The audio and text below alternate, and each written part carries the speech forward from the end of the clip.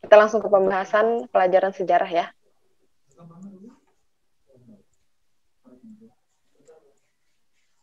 Baik. Nah, di sini kita mulai dari soal nomor 21 ya gitu. Soal nomor 21 kita lihat adanya subjektivitas dalam penulisan sejarah diantaranya disebabkan oleh beberapa faktor kecuali apa gitu ya. Nah, di dalam penulisan sejarah sebetulnya ini masuk ke dalam materi atau tema tentang metode penelitian sejarah gitu. Jadi di dalam sejarah ada yang namanya metode penelitian sejarah yang terdiri atas pertama itu adalah heuristik atau pencarian sumber, kedua itu kritik, yang ketiga interpretasi dan yang keempat itu historiografi. Nah, kalau misalnya kita lihat subjektivitas ini adanya di bagian interpretasi, di bagian tahap penelitian sejarah yang ketiga gitu. Nah, tahap penelitian sejarah yang ketiga ini memang namanya interpretasi atau namanya kita menggali makna dari sebuah dokumen atau sebuah data yang ada gitu. Memang itu akan apa ya? Akan banyak ikut campur subjektivitas dari masing-masing pribadi orang gitu ya. Karena kan setiap orang mempunyai pandangan yang berbeda, terutama peneliti sejarah juga. Nah, jadi di sini adanya subjektivitas dalam penulisan sejarah itu disebabkan oleh beberapa faktor, yaitu apa saja? Nah, ini kan yang ditanyakan adalah yang kecuali, berarti yang tidak termasuk faktor dalam menentukan dalam apa namanya penulisan sejarah subjektivitas dalam penulisan sejarah. Kalau kita lihat yang A, pandangan hidup yang berbeda jelas itu akan membedakan pemikiran satu orang dengan orang yang lain, sehingga yang A itu termasuk. Kalau yang B, tingkat ekonomi yang berbeda itu tidak menjadi tolak ukur atau menjadi faktor ya gitu, untuk seorang itu menjadi subjektivitas. Nah, jadi jawaban B nomor 21 jawabannya tingkat ekonomi yang berbeda. Kalau misalnya yang C, sikap keberpihakan pribadi itu jelas karena itu ya subjektivitas namanya kalau kita memiliki keberpihakan pada suatu hal gitu. Kemudian yang D, perbedaan latar belakang atau asal-usul penulisnya itu juga termasuk, dan yang E, penduduk berbeda juga itu termasuk ke dalam faktor subjektivitas dalam penulisan sejarah gitu. Oke, yang nomor 21 jadi jawabannya yang C ya, yang B, tingkat ekonomi yang berbeda-beda itu yang tidak termasuk gitu. Oke, lanjut ke nomor 22.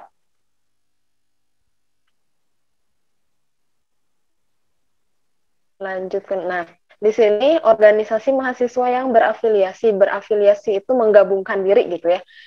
Simpelnya menggabungkan diri dengan Partai Komunis Indonesia, atau bukan menggabungkan diri, tapi dia menyatu gitu ya. Maksudnya berhubungan atau bekerja sama lah dengan Partai Komunis Indonesia menjelang peristiwa pemberontakan G30 SPKI adalah apa gitu ya.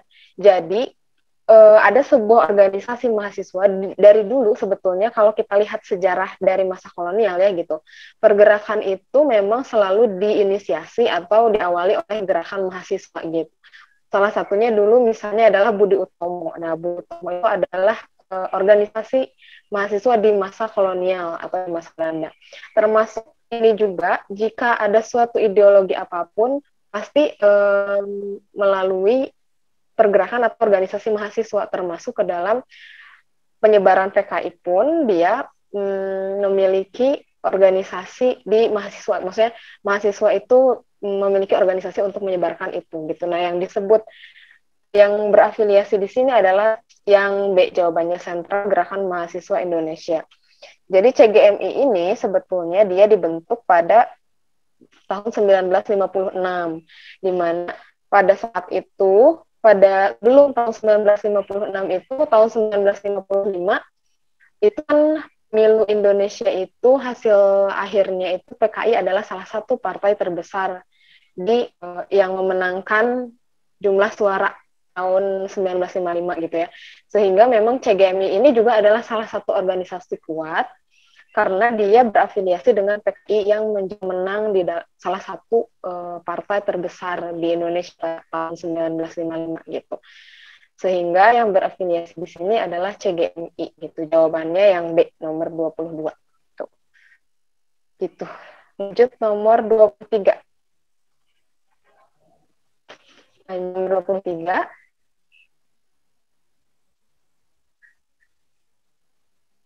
Ya, kita lihat sini kan membahas tentang Indonesia menggugat.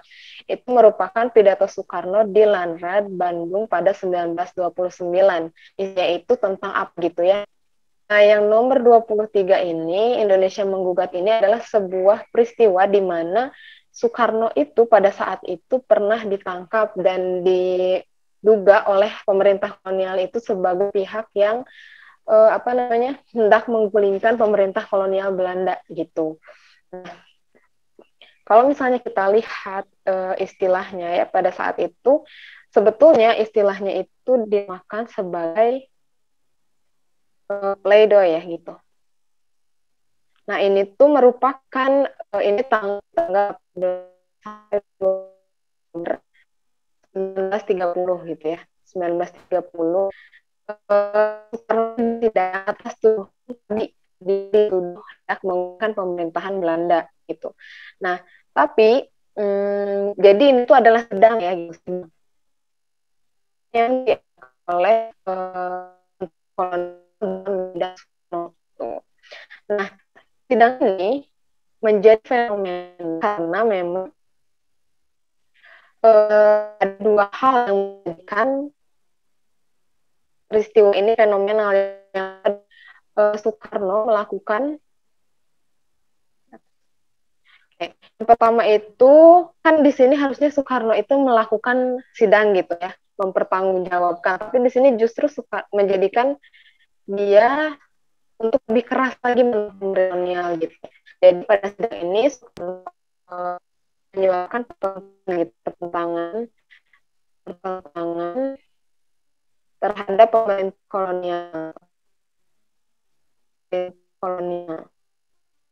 Nah, keduanya adalah Soekarno itu justru malah berbicara bahwa itu adalah pengadilan semu gitu. Pengadilan semu yang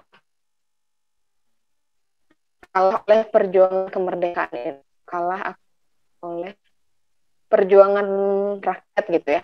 Nah, ini sebetulnya dua alasan yang menjadikan pidato Indonesia menggugat itu menjadi fenomenal gitu. Kayak nah, ini ya dua pidatonya. Sehingga kalau misalnya kita lihat di pertanyaannya, kalau kita lihat pertanyaannya,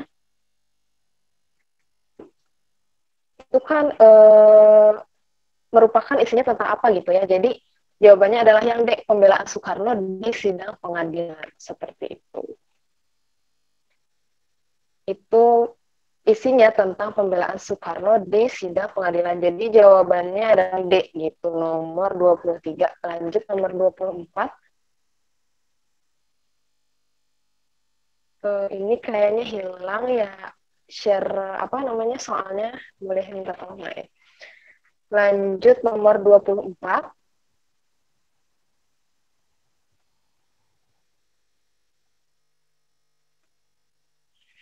Oke, nomor 24 ini pada masa pemerintahan Murad II tahun 1574 sampai 1595, Turki dijuluki dengan The Sick Man of Europe. The Sick Man of Europe ini artinya adalah Turki pada saat itu mengalami hampir mengalami kejatuhan gitu ya. Jadi disebutnya sebagai laki-laki yang sakit di Eropa gitu ya, laki-laki Eropa yang sakit. Cuman ini adalah kiasan, maksudnya bahwa Turki ini sedang dalam keadaan lemah gitu. Tadinya kan Turki itu adalah sebuah kerajaan besar gitu. Kalau misalnya kita lihat sejarahnya itu adalah Turki Utsmani gitu ya, Utsmaniyah gitu.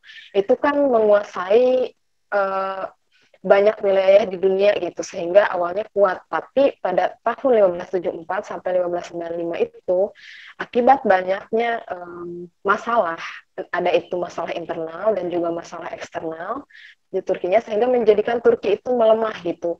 Salah satu faktor yang menjadikan lemahnya Turki adalah banyaknya wilayah Turki yang melepaskan diri gitu, yang menyatakan keluar dari Turki Utsmani itu sehingga akhirnya menjadi lemah. Nah, kalau misalnya kita lihat tahun 1914 itu sebetulnya ini adalah awal terjadinya Turki itu menjadi lemah gitu sejak tahun ini, sejak tahun-tahun 1574 sampai 1595. Cuman kan jatuhnya, benar-benar jatuhnya itu pada setelah Perang Dunia Pertama gitu ya, sekitar awal abad 20 gitu. Nah, di sini tuh ditanyakannya kenapa sih akhirnya mengalami kemunduran gitu ya, atau mengalami kelemahan gitu, jadi lemah. Nah, jawabannya yang C, yaitu pelabuhan perdagangan Turki dikuasai oleh negara Eropa lainnya. Jadi tadi selain faktor internal, banyak wilayah Turki yang ingin melepaskan diri, juga ada faktor eksternal, yaitu serangan dari negara-negara lain yang ingin menguasai Turki, yang ingin menguasai wilayah-wilayah Turki. Salah satunya adalah Inggris gitu ya. Inggris itu sangat ingin menghancurkan atau ya menjatuhkan Turki gitu. Salah satunya adalah dengan menguasai pelabuhan perdagangan Turki oleh negara-negara Eropa gitu. Salah satunya Inggris kayak gitu. Nah, jadi nomor 24 itu jawabannya adalah yang C. Lanjut nomor 25. Oke. Di sini Van de Venter melontarkan kritik terhadap pemerintah Belanda yang menyengsarakan penduduk dan eksploitasi alam Indonesia. Ia menyatakan bahwa Belanda berhutang budi kepada Indonesia. Jadi Van de Venter itu adalah salah satu tokoh asal Belanda gitu ya, di mana pada saat mereka itu mengadakan rapat gitu ya, kalau misalnya sekarang itu rapat DPR gitu ya, tapi di Belandanya istilahnya gitu. Nah, ada tokoh namanya Van de Venter, dia itu mengusulkan gimana kalau Belanda ini membalas hutang budi gitu kepada Indonesia yang memang sudah memberikan banyak, mulai dari alamnya, mulai dari sumber daya manusianya juga gitu ya. Nah, akhirnya mereka mencanangkan politik etis gitu. Nah, politik etis ini terdiri atas 3 hal, yaitu edukasi. Politik etis itu ada 3 ya, yang termasuk ke dalam politik etis. Ada 3,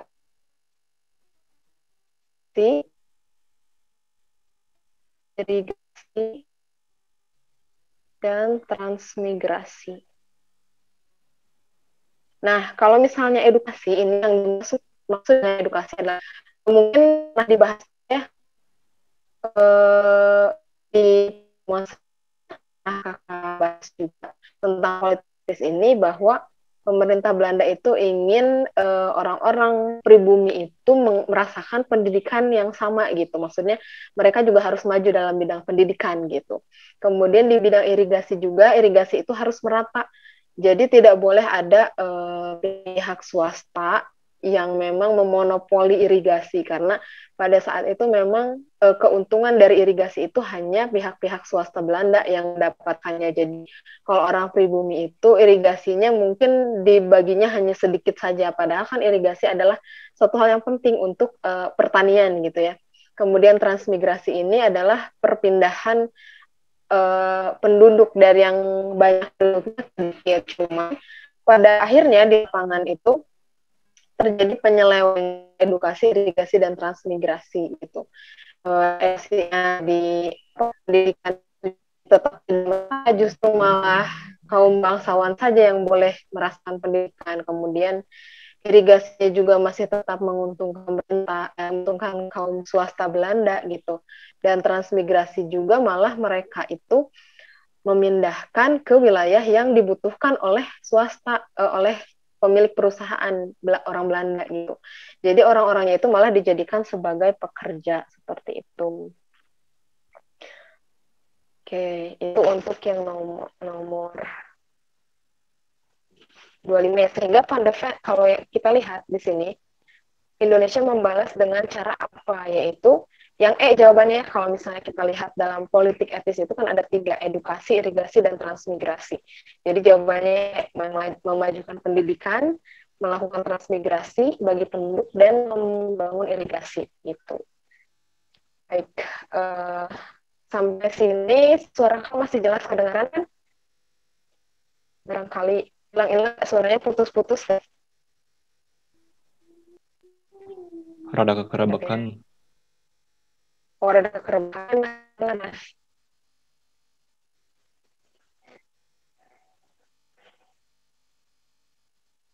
Oke, kita lanjut ya ke nomor 26. Oke, nomor 26. Pada masa pendudukan Jepang, wilayah Surakarta dan Yogyakarta diberi status kochi. Oke. Pada masa pendudukan Jepang, wilayah Surakarta dan Jogja diberi status kochi, yang berarti apa gitu. Jadi kochi ini artinya adalah daerah istimewa. Jadi jawabannya nomor 26 adalah E.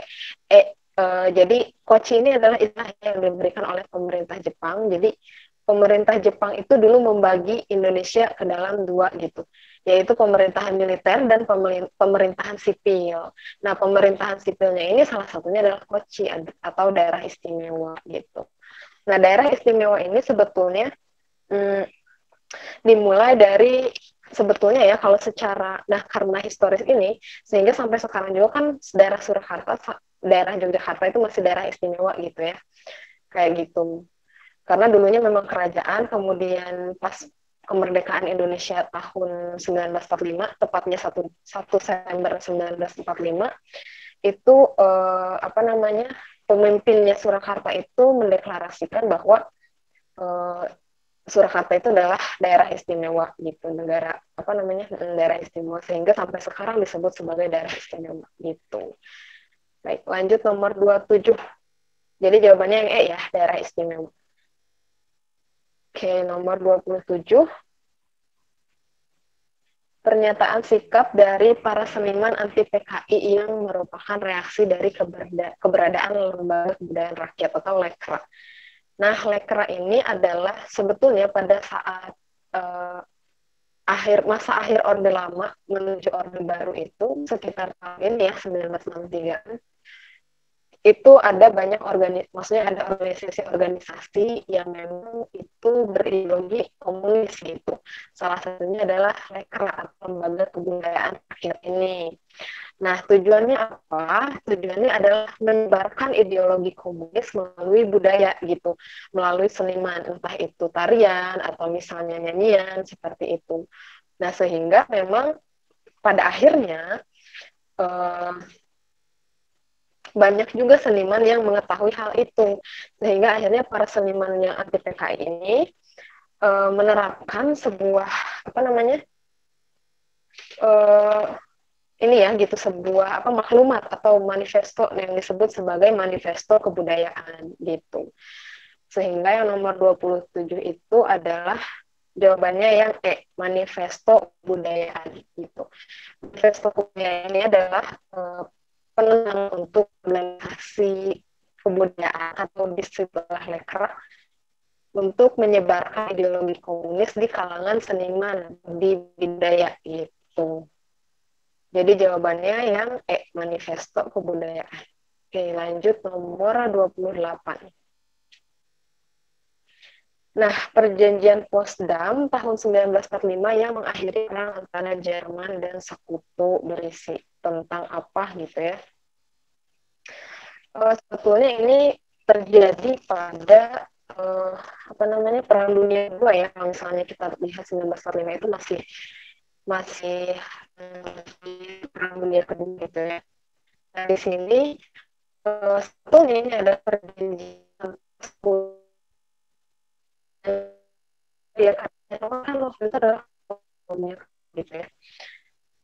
Sehingga memang isinya di perjanjian ini adalah tentang demilitarisasi, reparasi, dan juga penuntutan penjahat perang gitu. Jadi jawabannya yang nomor 28 adalah yang C. Sebetulnya salah satu isi dari perjanjian Potsdam itu adalah semacam perjanjian damai gitu ya antara Jerman dan Sekutu. Salah satunya adalah kota Danzig dan Hesse diberikan kepada Polandia, karena kan dulu Jerman itu berambisi untuk menguasai wilayah Eropa gitu, tapi pada akhirnya dia perang terus sehingga terdesak juga akhirnya Jerman, dan diadakanlah perjanjian Potsdam ini tahun 1905.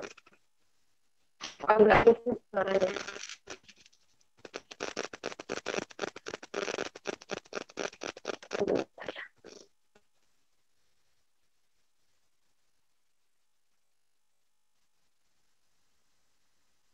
Hmm, Jane Potsdam ini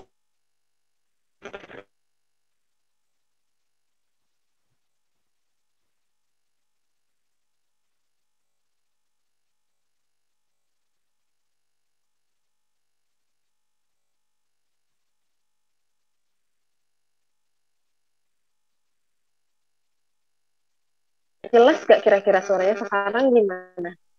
Masih putus-putus gak?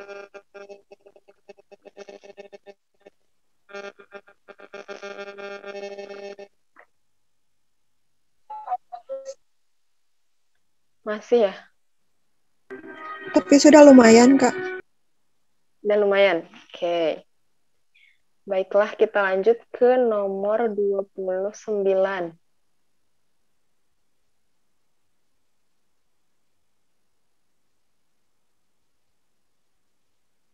Lanjut ke nomor 29.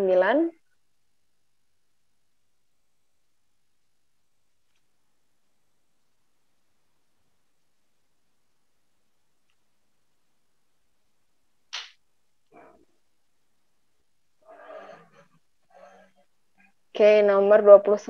Seorang diplomat yang dikirim pemerintah Amerika Serikat untuk ikut membantu penyelesaian masalah Irian Barat adalah jadi dulu itu kan ada permasalahan Irian Barat ya, itu mulainya tahun 1950 sampai 1962. Jadi 1950 sampai 1962 itu terjadi persengketaan yang namanya Irian Barat gitu ya, persengketaan Irian Barat atau persengketaan Nugini Barat gitu.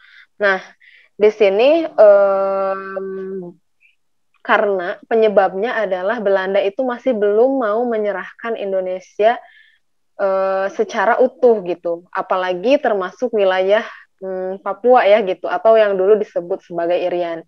Jadi Belanda belum rela memberikan Indonesia seutuhnya gitu, memberikan kemerdekaan kepada Indonesia itu seutuhnya. Sehingga Irian itu masih dianggap sebagai wilayahnya Belanda gitu. Nah, karena hal itu sehingga Indonesia itu terus melakukan usaha untuk bernegosiasi agar Irian itu masuk ke dalam wilayah Indonesia, karena kan memang ya Irian itu dari dulunya Papua ya, kalau sekarang namanya Papua, itu kan memang masuknya ke wilayah Indonesia gitu, seperti itu. Nah, sehingga dari usaha-usaha negosiasi itu pada akhirnya Amerika Serikat juga mendelegasikan salah seorang tokoh, yaitu seorang diplomat namanya adalah Ellsworth Bunker, di mana dia itu awalnya adalah diplomat di Nepal dan India gitu. Sehingga memang Ellsworth Bunker ini memang sudah memahami tentang wilayah Asia istilahnya gitu. Jadi biasanya kalau diplomat itu mau diutus ke suatu wilayah, dia harus menguasai dulu sebelumnya atau setidaknya dia tahu tentang wilayah itu. Sehingga Ellsworth Bunker ini juga karena dia dulunya menangani permasalahan India dan Nepal yang permasalahan India, Nepal dan Cina gitu. Karena memang dulu India dan Nepal itu berselisih dengan Cina ya atau Tiongkok sekarang gitu. Sehingga Ellsworth Bunker ini juga membantu permasalahan itu, dan dan pada saat itu Indonesia dan Belanda juga sedang bersengketa masalah Irian gitu. Sehingga dia turut membantu untuk menyelesaikan masalah Irian Barat. Akhirnya Irian Barat itu menyatakan atau misalnya atau Belanda itu mengakui Irian itu masuk ke Indonesia itu pada tahun 1969. Jadi pada masa pemerintahan Orde Baru gitu ya, atau pemerintahan Soeharto gitu, baru Irian itu diakui sebagai wilayah Indonesia, yaitu pada 1969 gitu. Oke, jadi jawabannya nomor 29 itu adalah yang E, Ellsworth Bunker gitu. Baik, lanjut nomor 30.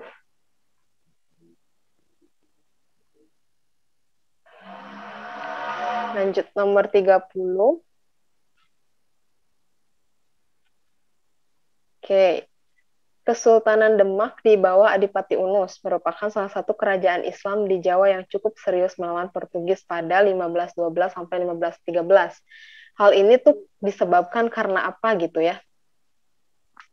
Jadi kalau dulu itu awalnya Eropa itu atau Portugis ya, lebih khususnya di sini kan Portugis. Nah, Portugis itu datang ke Nusantara itu dipimpin oleh Alfonso de Albuquerque gitu. Tahun 1453 sampai 1515 gitu. Awal datangnya. Dan dia itu adalah seorang tokoh pemimpin untuk ekspansi ke wilayah koloni ya, ke wilayah koloni di Indonesia atau Nusantara pada saat itu disebutnya. Dia itu orang pertama dan juga dia adalah pemimpinnya gitu. Alfonso de Albuquerque itu gitu. Nah, di situ pada saat itu memang Kesultanan Demak masih ada dan memang dulu masanya kerajaan-kerajaan Islam ya di Nusantara itu. Sehingga memang kerajaan-kerajaan Islam itu termasuk di dalamnya Samudra Pasai gitu, Demak dan kerajaan Islam lainnya itu tentu melawan Portugis, karena Portugis itu sama seperti Belanda gitu ya. Awalnya mereka datang hanya untuk berdagang saja gitu. Hanya untuk berdagang, tapi lama-lama mereka akhirnya memonopoli perdagangan gitu. Memonopoli perdagangan itu seperti kayak harga mereka yang menentukan gitu dengan harga yang murah gitu, padahal harusnya rempah-rempah tidak semurah itu gitu misalnya. Kemudian juga orang-orang Nusantara itu, orang pribumi itu tidak boleh menjual hasil rempah-rempahnya kepada negara lain gitu. Tapi harus ke mereka, dan ke mereka pun dengan harga yang murah. Sehingga itu kan salah satu hal yang memang tidak yang seharusnya gitu ya. Sehingga memang perlawanan dari Kesultanan Demak itu salah satunya disebabkan oleh faktor yang A jawabannya, aktivitas perdagangan Portugis yang semakin monopolistik. Jadi monopolistik itu memonopoli gitu ya, memonopoli perdagangan di Nusantara gitu. Kayak gitu. Baik, lanjut nomor 31.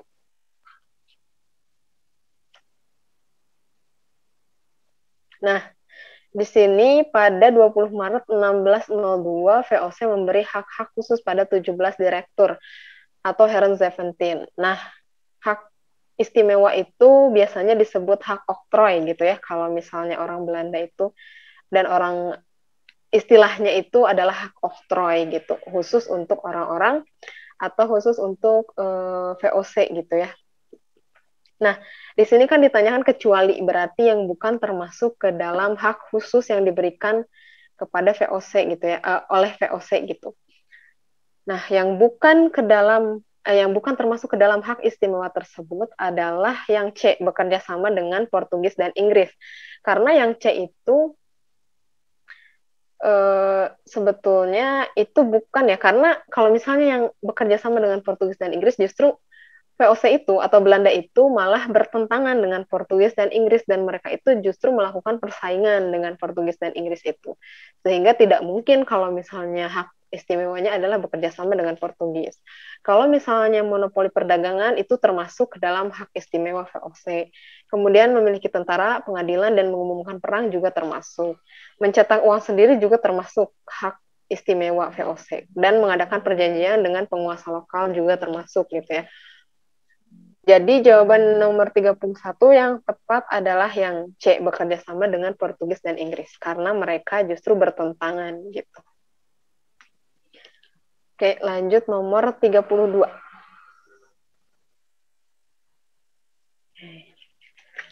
Nomor 32 ini, revolusi hijau di negara-negara berkembang termasuk Indonesia diawali dengan apa gitu ya. Kalau kita lihat revolusi hijau ini kan menggambarkan, revolusi hijau itu menggambarkan budidaya pertanian yang memang melibatkan teknologi. Jadi revolusi hijau itu sebetulnya revolusi hijau ini dia pertama kali itu dimulai pada tahun 1940 di Meksiko gitu. Di Meksiko, dan tokohnya itu adalah Norman Borlaug ya.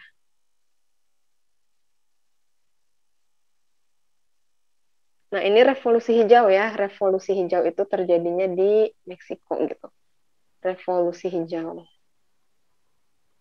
Nah, revolusi hijau ini adalah budidaya pertanian dengan menggunakan teknologi dan mulai marak di Asia itu sekitar tahun mulai maraknya sekitar tahun 1950 sampai 1980-an. Jadi mulai digunakannya teknologi dalam pertanian gitu. Kalau misalnya dulu itu membajak pakai kerbau misalnya. Nah, di sini mulai diganti dengan mesin-mesin seperti itu. Nah, tujuan utama dari revolusi hijau itu adalah untuk menyediakan pangan gitu. Menyediakan pangan yang cukup karena dulu itu beberapa wilayah di Asia termasuk negara-negara berkembang ya, misalnya India, Bangladesh, Tiongkok, Vietnam, Thailand, dan juga termasuk Indonesia itu sebelumnya kekurangan persediaan pangan gitu. Sehingga karena kekurangan persediaan pangan harus ada sesuatu untuk mencukupi ketersediaan pangan itu gitu. Sehingga memang revolusi hijau ini dinilai menjadi sebuah program yang memang bisa meningkatkan produksi pangan gitu, karena memang sudah berhasil dan sudah terbukti di Meksiko ini gitu ya, sehingga digunakan juga di Asia termasuk salah satunya di Indonesia. Di Indonesia kan termasuk juga negara berkembang gitu ya. Nah itu jadi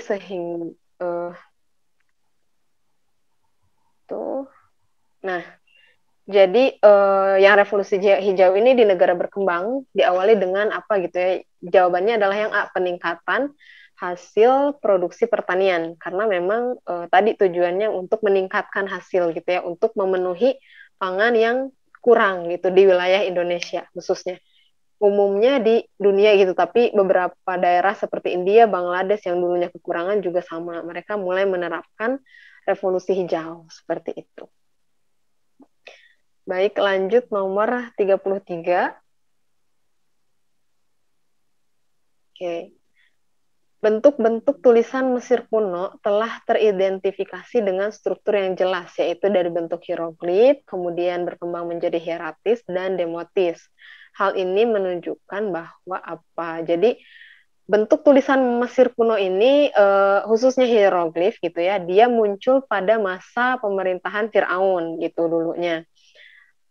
Nah, di sini kan awal mula hurufnya itu adalah huruf hieroglif itu. Cuman pada akhirnya huruf hieroglif itu memiliki kekurangan gitu. Jadi diperbaharui lagi. Jadi ada kesalahan-kesalahan di hieroglif itu kemudian dikembangkan gitu. Kesalahan-kesalahannya itu diperbaiki lagi menjadi namanya tulisannya hieratis gitu. Nah, tulisan hieratis ini kemudian juga dikembangkan lagi gitu menjadi tulisan namanya demotis di wilayah Mesir kuno gitu ya.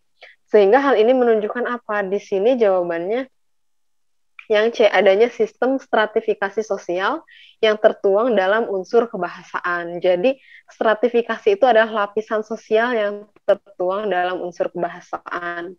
Karena memang adanya perubahan ini kan menunjukkan juga bahwa semakin waktu itu semakin berkembang gitu pengetahuannya. Sehingga memang ada kesalahan-kesalahan yang terdeteksi dari sebelumnya karena memang perkembangan ilmu pengetahuan itu sehingga berubah dan menjadi diperbaiki lagi. Dari hieroglif menjadi hieratis dan juga demotis gitu. Di sini sehingga ada sistem stratifikasi sosial yang tertuang dalam kebahasaan. Gitu, karena peningkatan ilmu pengetahuan tadi gitu ya, sistem stratifikasi sosialnya itu dari situ. Gitu. Baik, lanjut nomor 34. Oke, peristiwa Sumpah Pemuda pada 1928 merupakan peristiwa yang penting dalam melihat perkembangan nasionalisme Indonesia. Karena peristiwa itu mencerminkan apa? Nah, sebetulnya konsep dari Sumpah Pemuda ini sebetulnya Sumpah Pemuda ini kan hasil dari keputusan Kongres Pemuda ya gitu. Pada tanggal 27 sampai 28 Oktober 1928 yang sebelumnya memang menuju ke Sumpah Pemuda ini adalah perjalanan yang panjang. Awalnya kan banyak organisasi-organisasi yang muncul gitu ya, organisasi pemerintah organisasi mahasiswa maksudnya, maaf. Organisasi-organisasi mahasiswa yang muncul di masa kolonial. Contohnya salah satunya adalah Budi Utomo. Nah, memang Budi Utomo juga adalah salah satu organisasi yang ikut dalam Kongres Pemuda itu gitu ya, yang menghasilkan Sumpah Pemuda itu gitu. Nah, awalnya Budi Utomo itu kan hanya untuk kalangan bangsawan dari Jawa dan Madura, wilayah Jawa dan Madura. Kemudian organisasi yang lain juga ada yang memang sudah anggotanya dari berbagai daerah di Nusantara, tapi ada juga yang memang masih kedaerahan gitu atau etnis gitu ya, berdasarkan etnis tertentu. Contohnya kan Budi Utomo yang awalnya hanya beranggotakan orang Jawa dan Madura saja. Terus mungkin ada organisasi yang beranggotakan orang Minang saja. Terus ada organisasi yang beranggotakan hanya ras-ras tertentu gitu. Tapi diadakanlah Kongres Pemuda pada tanggal 27 dan 28 Oktober 1928 yang kemudian menghasilkan suatu peristiwa nasional gitu. Karena di situ anggotanya adalah orang-orang atau organisasi senasional atau se-Nusantara atau sekarang disebutnya se-Indonesia lah ya gitu. Nah, dari se-Indonesia itu pada akhirnya melahirkan suatu pernyataan yang disebut sebagai Sumpah Pemuda, di mana isinya adalah menyatakan bahwa mereka berbangsa satu, tanah air satu, dan berbahasa satu gitu. Sehingga itu adalah 3 keputusan Kongres ya, 3 keputusan Kongres Pemuda tersebut gitu, yang pada akhirnya dijadikan sebuah deklarasi gitu ya, Sumpah Pemuda sampai sekarang gitu. Sampai sekarang pun masih ada ya, maksudnya Sumpah Pemuda itu masih terus diinikan ya, semangat Sumpah Pemudanya itu sampai sekarang. Jadi nomor 34 itu jawabannya adalah yang C. Boleh agak ke bawah lagi?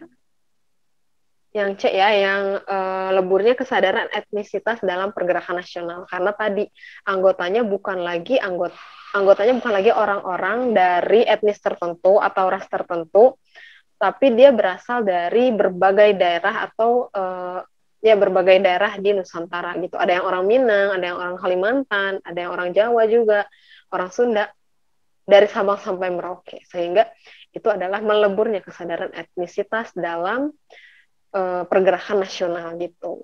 Karena pada saat itu juga tahun 1920-an itu merupakan masa-masa pergerakan nasional di Nusantara gitu.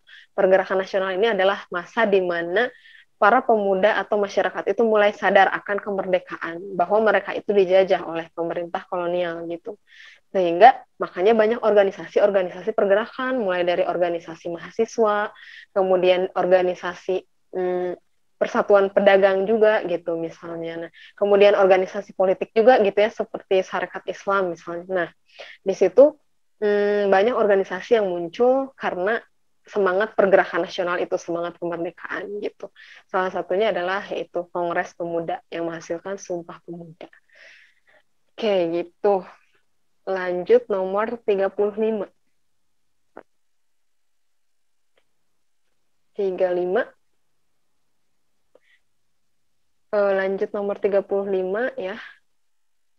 Gerakan-gerakan petani pada akhir abad 19 sampai dengan awal abad 20 yang dipimpin oleh tokoh-tokoh agama yang karismatik, terutama di Jawa, telah melahirkan berbagai pola gerakan baru dalam melawan kekuasaan Belanda gitu ya. Nah, memang pada akhir abad 19, kemudian awal abad 20 itu secara general di dunia itu ada yang namanya Renaissance gitu. Renaissance itu merupakan sebuah pemikiran baru atau kebudayaan baru di mana memang banyak terjadi revolusi. Salah satunya adalah revolusi industri gitu ya. Jadi banyak pemikiran-pemikiran baru gitu, banyak ilmuwan-ilmuwan muncul, banyak orang-orang kritis yang mulai muncul gitu dari Eropa gitu ya. Sehingga mereka memang membawa banyak pemikiran dan ideologi gitu. Termasuk juga ke dalam petani, maksudnya termasuk ke kalangan petani-petani gitu ya, terutama adalah ideologi komunisme gitu. Nah, ideologi komunisme ini memang dinilai sangat dekat dengan kaum petani gitu. Tapi bukan cuma komunisme sebetulnya ya. tapi identiknya dengan komunisme gitu. Nah, sehingga gerakan-gerakan petani akhir abad 19 sampai awal abad 20 ini memang pada saat itu karena banyak pemikiran yang datang, banyak ilmuwan yang menyadarkan mereka bahwa mereka itu sebagai petani itu tertindas gitu istilahnya. Sehingga mereka melakukan gerakan-gerakan untuk melawan kekuasaan Belanda atau melawan kolonial gitu ya, melawan koloninya gitu. Untuk mendapatkan hak-hak mereka seperti misalnya diupah hanya sedikit, kemudian juga banyak penindasan atau eksploitasi gitu ya, eksploitasi terhadap petani, terutama juga masalah tanah gitu. Tanah itu pada saat itu adalah satu hal yang sangat penting karena tanah itu bisa menunjukkan status sosial seseorang pada saat itu. Jadi banyak juga petani yang tidak mendapatkan haknya gitu, banyak juga petani yang hanya bekerja saja tapi mereka tidak mempunyai lahan gitu, karena lahannya itu jadi mereka tidak diizinkan untuk mempunyai lahan oleh pemerintah kolonial, sehingga kan itu hak-hak mereka itu tidak didapatkan gitu. Nah, muncullah ilmuwan-ilmuwan sehingga muncullah gerakan-gerakan atau organisasi gitu ya yang ada pelopornya, yang akhirnya itu bisa menyadarkan mereka, dan juga tokoh-tokoh pemimpin itulah yang menyadarkan mereka untuk melakukan gerakan terhadap pemerintah kolonial Belanda gitu. Nah, jadi nomor 35 itu penyebab dari adanya gerakan-gerakan petani ini apa sih katanya? Jawabannya adalah yang D, munculnya tokoh-tokoh radikal yang lebih dapat menyuarakan petani. Karena tadi dari pemikiran-pemikiran itu kemudian tersalurkan ke tokoh-tokoh yang memang menjadi pemimpin untuk memimpin gerakan tersebut gitu. Jadi mereka ada tokoh radikal yang akhirnya mereka lah yang memimpin dan menyuarakan hak-hak petani yang sebetulnya tidak didapatkan oleh petani, yang sebetulnya mereka tereksploitasi gitu oleh pemerintah kolonial Belanda seperti itu. Jadi nomor 35 jawabannya yang D. Munculnya tokoh radikal yang dapat menyuarakan petani. Baik, lanjut nomor 36. Munculnya arsitektur Jawa dalam bangunan masjid, seni pertunjukan, dan seni sastra dalam sejarah Islam di Jawa menunjukkan adanya proses interaksi dengan budaya lokal dan Hindu-Buddha. Hal ini merupakan bukti bahwa jawabannya yang ini adalah yang D ya, pentingnya budaya dalam penyebaran Islam di Jawa. Sebetulnya ini hubungannya dengan kalau misalnya kita lihat di sosiologi ya, itu ada yang namanya akulturasi dan asimilasi gitu. Jadi akulturasi dan asimilasi itu kan datang karena adanya suatu budaya baru, ada suatu budaya baru yang datang gitu. Sehingga arsitektur juga salah satu unsur yang terpengaruh oleh budaya yang baru itu gitu. Jadi kalau misalnya kita lihat di masjid dan juga pertunjukan dan juga seni sastra itu kan contohnya masjid aja. Contohnya masjid itu kalau misalnya kita lihat ada satu masjid namanya Masjid Sampokong di Semarang gitu ya, yang dipercaya bahwa dulu itu Cheng Ho datang ke situ gitu ya, Laksamana Cheng Ho asal Tiongkok gitu. Di situ kan arsitekturnya berbentuk bangunan Tiongkok gitu ya, bangunan orang-orang Tiongkok gitu. Kayak sangat kental dengan budaya Tiongkoknya, tapi itu adalah masjid gitu di sana tuh gitu. Sehingga itu adalah akulturasi. Sehingga memang budaya itu sangat penting dalam penyebaran Islam di Jawa. Salah satu contoh lainnya juga misalnya adalah seperti Wali Songo yang dulu berdakwah itu melalui budaya gitu ya, salah satunya melalui media budaya seperti wayang gitu, sehingga memang nilai-nilainya tersampaikan tapi juga tidak melupakan atau tidak menghilangkan budaya lokalnya gitu, sehingga memang budaya itu sangat penting dalam penyebaran Islam di wilayah Jawa gitu. Jadi nomor 36 yang D. Nomor 37, beberapa faktor yang sangat berpengaruh pada awal munculnya peradaban Renaissance Eropa gitu ya. Nah, tadi udah di nomor 35 kita bahas sedikit juga tentang Renaissance, di mana Renaissance ini adalah masa sekitar abad 19 gitu ya. Masa di mana kebangkitan atau kelahiran baru dari orang-orang Eropa. Dulu itu kan orang-orang Eropa mereka berada di masa Dark Age atau kegelapan gitu ya, abad kegelapan. Sehingga Renaissance ini adalah membangkitkan atau melahirkan kembali mereka. Awalnya sebetulnya adalah peristiwa di Italia. Jadi di Italia itu adalah satu negara yang memang berhasil pada saat itu memulihkan bidang sosial, ekonomi, dan juga politiknya. Jadi mereka berhasil menata dengan baik sistem ekonomi, politik, sosialnya. Sehingga mereka muncul menjadi negara yang sejahtera atau negara yang maju gitu. Dari segi finansial dan juga keteraturan gitu ya. Jadi mereka sejahtera. Sehingga Renaissance ini diawali dengan adanya atau munculnya pengusaha-pengusaha atau orang-orang kaya yang sejahtera gitu ya pada saat itu di wilayah Eropa. Salah satunya yang pertama adalah di Italia itu. Jadi jawabannya adalah yang A, 37 itu munculnya peradaban kapitalistik yang berpusat di kota. Kapitalistik itu yaitu ya kaum pemilik modal atau kaum pengusaha orang atau kaum kaya gitu ya. Itu namanya kapitalis gitu. Nah, selain itu Renaissance ini juga biasanya identik dengan revolusi industri. Nah, revolusi industri pun itu dipengaruhi dan didukung oleh adanya pengusaha-pengusaha tersebut, pengusaha-pengusaha kaya atau kaum kapitalis itu yang mendorong terjadinya revolusi industri. Sehingga kan revolusi industri itu butuh modal ya, untuk peralatan, teknologi, dan sebagainya itu butuh modal. Sehingga memang para pengusaha inilah mendukung adanya revolusi industri, sehingga terjadilah revolusi industri yang memang menciptakan teknologi-teknologi yang mungkin bisa kita rasakan sampai saat ini gitu. Itu awalnya Renaissance di Eropa. Sehingga nomor 37 itu jawabannya yang A, munculnya peradaban kapitalistik yang berpusat di kota gitu. Baik, lanjut nomor 38. Oke. Ini pada masa Mataram Lama, Raja Sanjaya mendirikan sebuah Linggayoni di Desa Canggal, Jawa Tengah. Pendirian bangunan Linggayoni ini dimaksudkan untuk penghormatan terhadap apa? Nah, pada di ajaran Hindu Buddha itu ada yang namanya dewa-dewa kan ya gitu. Nah, salah satunya adalah Dewa Tara. Dewa Tara ini adalah simbol dari banyak hal sebetulnya. Ada kesejahteraan, ada simbol dari perempuan istilahnya. Jadi sebetulnya Linggayoni ini adalah simbol dari maskulinitas dan feminin gitu. Jadi itu menghasilkan kesuburan.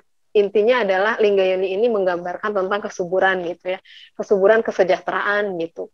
Nah, salah satu dewa yang dikenal sebagai simbol tersebut adalah Dewa Tara, sehingga Linggayoni ini dimaksudkan sebagai penghormatan terhadap jawabannya yang D, Dewa Tara gitu. Untuk yang nomor 38. Oke, jadi yang D ya. Lanjut nomor 39. 39, paham kapitalisme yang muncul di Eropa pada saat absolutisme gereja.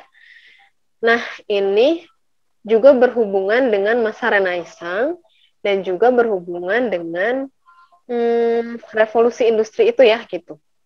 Di sini kan paham kapitalisme itu di mana orang-orang itu mulai berpikir rasional. Karena sebelumnya itu gereja sangat mendominasi kehidupan di wilayah Eropa gitu. Jadi apapun yang dikatakan gereja mereka harus menuruti gitu tanpa harus berpikir apakah itu seharusnya seperti itu atau tidak. Jadi dominasi gereja itu sangat tinggi di sana gitu di Eropa pada saat masa sebelum Renaissance gitu ya. Sehingga kan sampai ada waktu itu pernah kita bahas juga, ada di soal juga kan, salah satunya adalah surat pengampunan dosa gitu. Jadi kalau ada orang yang berdosa, mereka tinggal beli suratnya, terus mereka dosanya udah terhapus lah ibaratnya gitu. Kalau absolutisme gereja. Kemudian peraturan juga, termasuk pernikahan, perceraian, itu harus persetujuan gereja gitu. Ini ada yang nanya nomor 36 sama 37 itu, 36 jawabannya D, yang D dodol, kalau yang 37 itu jawabannya yang A. 37 jawabannya yang A ya. Oke, kita lanjut lagi ke nomor 39 ya.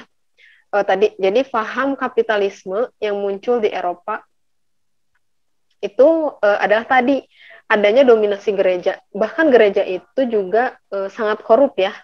Jadi jabatan-jabatan di gereja itu diperjualbelikan gitu. Sehingga memang masyarakat, di satu sisi masyarakat itu harus mengikuti apa yang mereka perintahkan, tapi di sisi lain juga gerejanya di wilayah Eropa itu dulu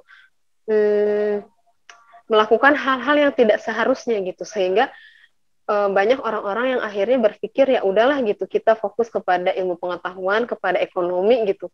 Jadi makanya muncullah orang-orang kapitalis gitu, muncullah orang-orang yang yang berpikir ya udahlah kita mengumpulkan aja ekonomi gitu, keuangan gitu, sehingga banyak muncul kaum kapitalis di sana. Dari kapitalis itu mereka menjadi orang-orang yang rasional atau berpikir dengan logika, karena gereja itu kadang tidak masuk logika juga gitu. Jadi perintah gereja itu nggak masuk logika dulu itu di sana gitu ya, di Eropa itu. Sehingga orang-orang kapitalis ini muncul dengan pemikiran rasionalnya gitu. Nah, di sini ditanyainnya latar belakangnya itu apa? Jawabannya itu adalah yang A, revolusi industri. Karena ini hubungannya dengan kapitalis itu kan revolusi industri gitu ya. Mereka awalnya didukung oleh orang kapitalis, revolusi industri itu. Dan juga revolusi industri semakin berkembang karena adanya kapitalisme itu gitu ya. Sehingga jawabannya yang A nomor 39 itu yang revolusi industri. Gitu. Oke, lanjut nomor terakhir. Penemuan fosil makhluk berupa Pithecanthropus erectus di beberapa wilayah di wilayah Jawa, terutama di Mojokerto, itu diduga sebagai makhluk yang sudah sempurna. Makhluk itu hidup pada masa apa? Jadi ini sebetulnya adalah masa-masa praaksara di Nusantara gitu ya. Masa-masa praaksara di Nusantara salah satunya adalah Paleolitikum gitu. Paleolitikum ini adalah, jadi Pithecanthropus erectus itu dia manusia yang dianggap sudah mirip seperti kita sekarang. Kalau misalnya di teorinya gitu ya, teori manusia zaman prasejarah itu kan mereka mengalami perubahan bentuk gitu ya, perubahan bentuk, dan Pithecanthropus erectus ini adalah salah satu fosil yang memang sangat menyerupai manusia seperti kita sekarang ini gitu. Dan dia hidupnya di masa Paleolitikum. Paleolitikum itu bisa disebut kalau bahasa Indonesianya itu adalah zaman batu tua gitu ya. Nah, di zaman batu tua ini sebetulnya juga selain Pithecanthropus erectus ada juga yang hidup di masa ini yang disebut sebagai Meganthropus paleojavanicus gitu ya, terus Mojokertensis gitu ya, kayak gitu. Nah, sehingga jawaban yang tepat untuk nomor 40 adalah yang C, Paleolitikum atau zaman batu tua kalau bahasa Indonesianya gitu. Dan di sini ciri manusianya juga berburu ya, gitu, mereka itu hidup dengan berburu dan juga nomaden atau berpindah-pindah tempat. Berburunya itu biasanya untuk perempuannya itu mereka mengumpulkan daun-daunan, sayur-sayuran gitu, kayak metik tanaman gitu. Kalau untuk laki-lakinya mereka berburu binatang gitu untuk memenuhi kebutuhan sehari-hari mereka untuk makanannya gitu ya. Sehingga ya itu makhluk hidup Pithecanthropus ini hidup pada masa Paleolitikum gitu. Baik, kita sudah sampai kepada soal terakhir. Mungkin ini langsung ditutup aja atau gimana ya?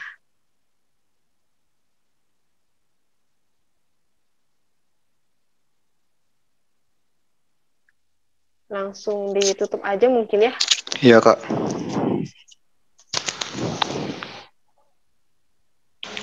Oke, baiklah.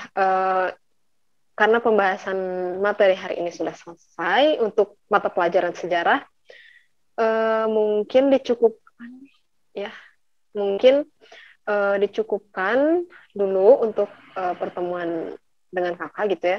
Terima kasih banyak atas perhatiannya, mudah-mudahan bisa dimengerti, mudah-mudahan bisa terpahami juga. Mohon maaf atas segala kekurangannya. Wabillahi taufik wal hidayah. Wassalamualaikum warahmatullahi wabarakatuh.